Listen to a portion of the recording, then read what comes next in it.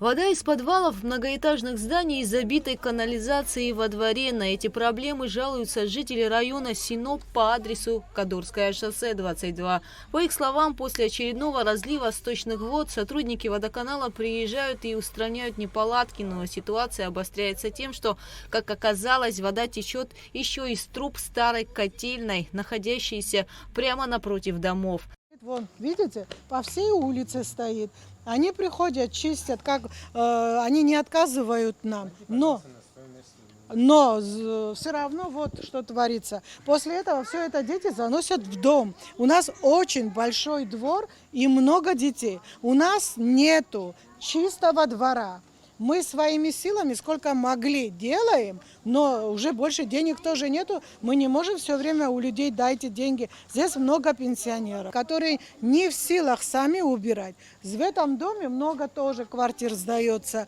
Хозяева здесь не живут. Их отдыхающие в унитазы бросают, наверное, не нужно то, что бросать туда. Поэтому вот так как забивается. Еще проблема, вот, пожалуйста, вода. Чистая вода идет с котельной старой. По словам сотрудников водоканала, ушло немало времени на выяснение причины проблемы, искать место протечки и устранять ее пытались и сами жители. Однако возникало немало сложностей, ведь эти трубы были проложены еще в 80-х годах прошлого столетия. Вот этот водопровод называем Синопский, потому что это ведомственные СФТИшные дома. Обслуживание, подача воды питьевой, все осуществляло СФТИ.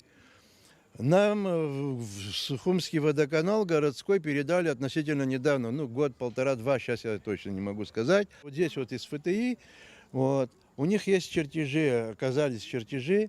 Вот, мы вот сейчас выяснили, что эта труба, она упирается в старую котельную. После войны она не функционировала. Там внутри какие-то задвижки перекрыли, чтобы она туда внутрь не попадала вода, потому что там все уже распилили, разрезали, все. Вот. Но подача осталась старая к ней, естественно. Вот сейчас старая подача, вот здесь вот колодец, вон там выше тоже еще один колодец есть в зарослях. Там наши ребята нашли, сейчас мне бригадир показал.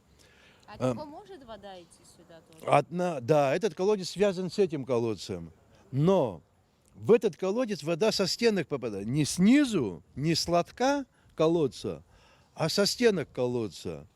То есть это вот где-то водопровод рядом проходит, где-то пробило, она канал нашла и потихонечку попадает в этот колодец.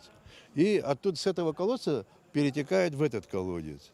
Вот. Да, мы там то, что они говорят, мы сделаем, там колодец сделаем и соединим там 1,5-2 метра этой трубы. В данный момент идут работы по устранению протечек из труб старой котельной на Кадурском шоссе 22. По словам главного инженера водоканала Мирабан Кваб, обращений в разных районах города много, и специалисты иногда просто не успевают приехать на место поломки.